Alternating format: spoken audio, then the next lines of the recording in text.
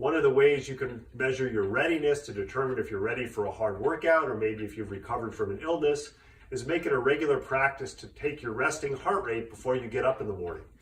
You can use a watch if you wear a watch and it takes the pulse off the wrist. If you're a gadget geek like me, you can use an Oura Ring and you can find your pulse right here on your wrist. You don't want to find your pulse up here because you have baroreceptors or pressure receptors here, and if you push on it and pick up your pulse, you can actually slow your heart rate down. So you measure it for 15 seconds, multiplied by 4, and on a day-to-day basis, you can determine your readiness. For example, I'm getting over an illness, and when I was sick, my resting heart rate in the morning was 70 to 75 beats a minute, whereas normally it's 52 to 54 beats. So resting heart rate is just one tool you can use to assess readiness for a hard workout or whether or not you're over an illness. Another movement tip and lifestyle hack from FitLabPGH.